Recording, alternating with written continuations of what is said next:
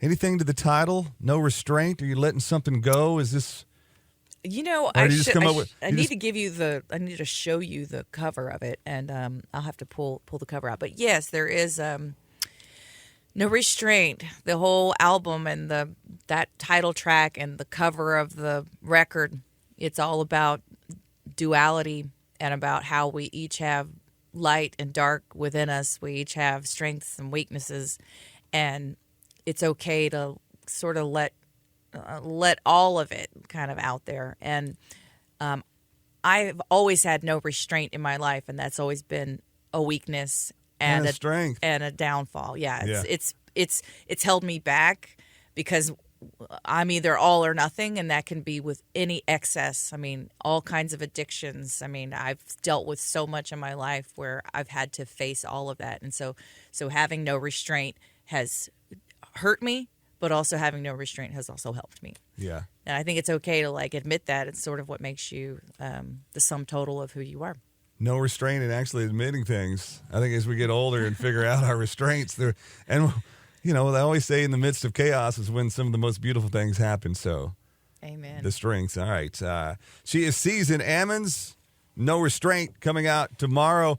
So with any kind of new album, it's your new baby. It's and you've had children before, and so that kind of minimizes what I'm saying when I say a new baby. But it is something and you're talking about you've been working on this since 2020.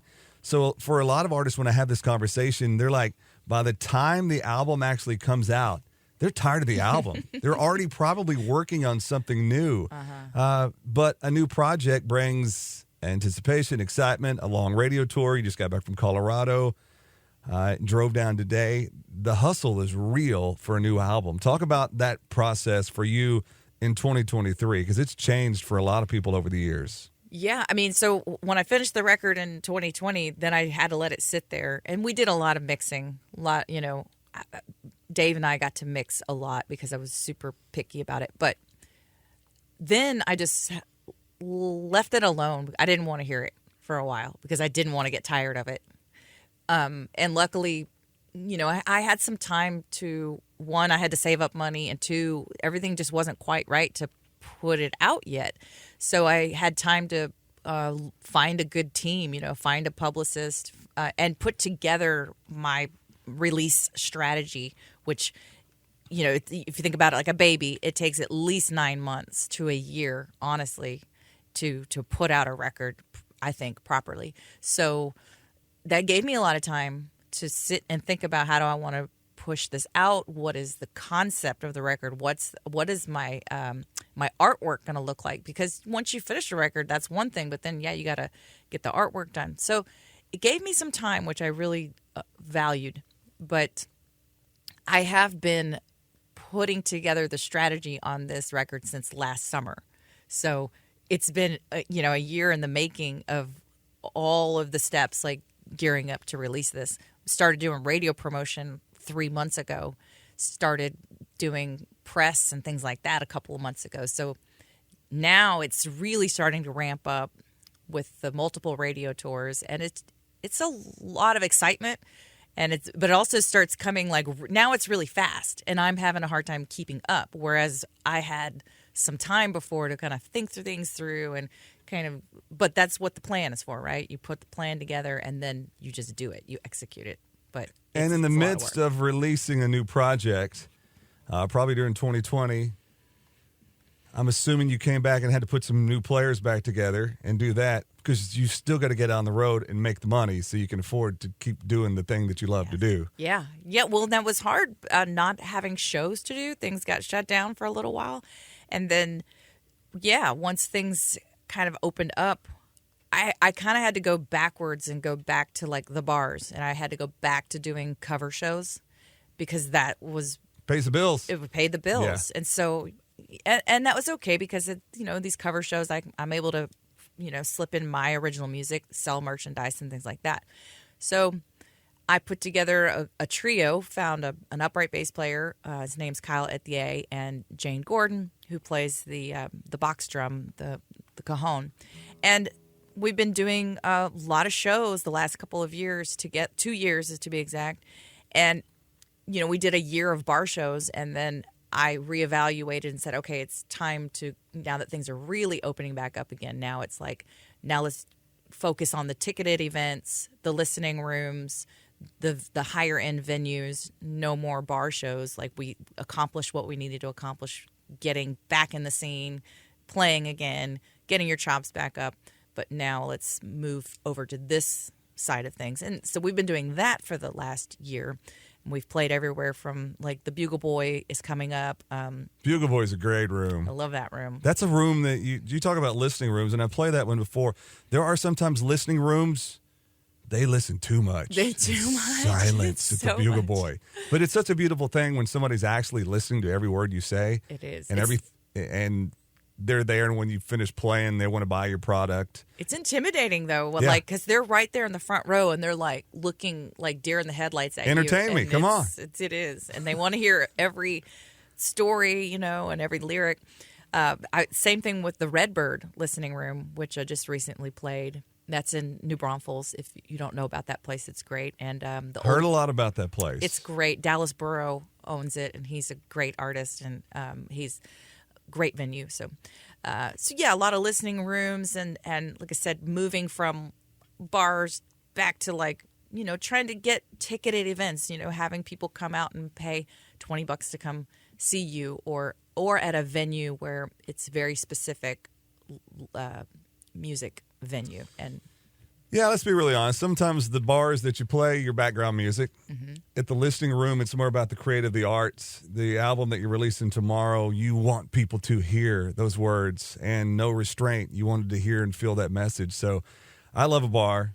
I love going to bars and hearing people play, but sometimes those aren't, for somebody who's creative like yourself, aren't the best places to show that gift. yeah, and I love a good bar too. Yeah, I me mean, too. like, there's Nothing against the bars, for the record. No, like Brewster Street in was that Corpus? Like, there's a lot of bars that I want to play at with a full band. So I, working on trying to build up a full band, drummer, all the stuff, and Kind of hard to play a bar sitting there by yourself with the yes, guitar. and yeah. that's no fun. No, Right. it's more fun with a band, Sure. But once again, if I'm getting into these venues, I definitely want them to be particular. Like, I want to do the Saxon Pub, with the band, and there's just certain aspects of playing with a band that Joe are, Abels, that are you're on the a lot of clock. You're watching. Yeah.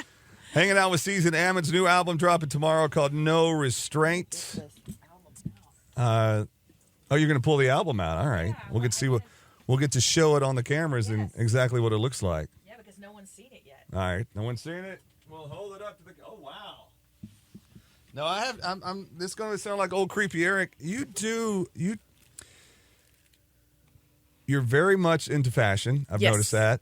Yes. And you like to dress sexy at times. And I'll just say, this little album cover right here is sexy. Season. And you know what? Okay, here's the thing about it. It's very pop iconic. You think about it, okay? And Dang. you have to go, why is it sexy? I'm pretty much fully dressed, and what's so cool about it is that I've got, full, there's not much to it, but less is more. And I sometimes think That just came off totally creepy, but no, it's not, because it's Okay. like I'm thinking flash dance. Like, I was thinking, if I are these leg warmers? they are. Look Yeah. at me. Yes. I got the gene.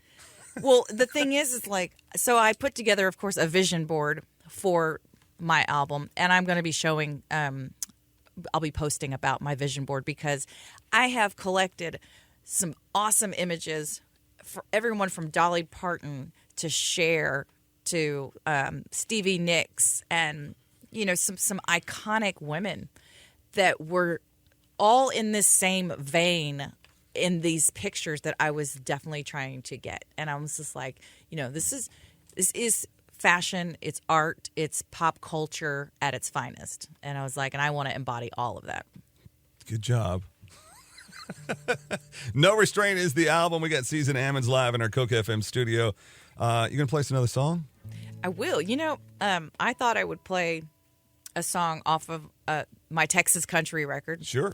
Neon Side of Town, which had 4 top 40 singles on it. And this was, which, by the way, I do plan on having a follow-up to Neon Side of Town and putting out some more Texas country. I have a whole other album talk about that later. But this was the last top 40 for me. It was called "Damn Good Man."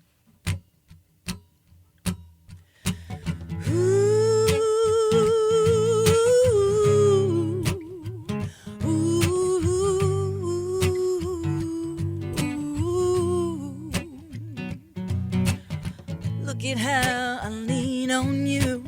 All the times you get me through. Endless days and sleepless nights. Baby, ease my worried mind. You can take one look at me, see the troubles underneath, and I don't have to say a thing. Baby, you're always there for me. You're a damn good man, one hell of a lover, my best friend, like no other. I love the way you say my name, and I love the way you kiss my face. And I don't know where I would be without you, baby, here with me. I hope someday I can make you see you're a damn good man for loving me.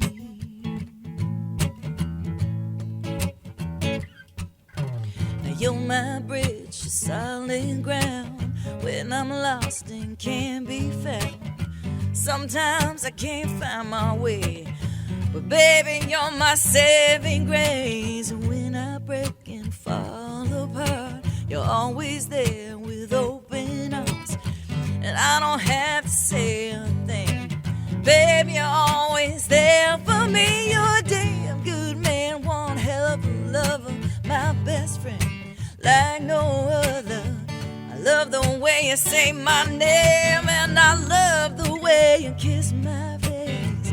And I don't know where I would be without you, baby, here with me. I hope someday I can make you see you're a damn good man for loving me. Yeah, baby, you're a damn good man.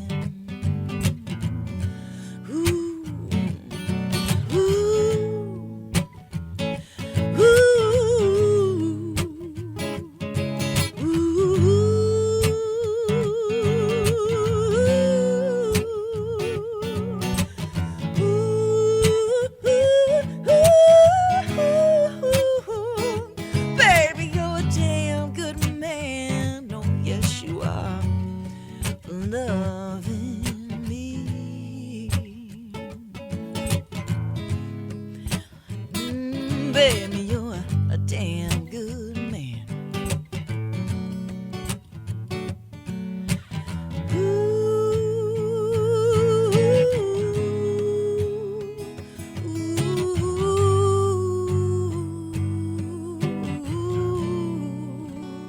Baby, you're a damn good man. The time I sat in with Susan Ammons on the radio.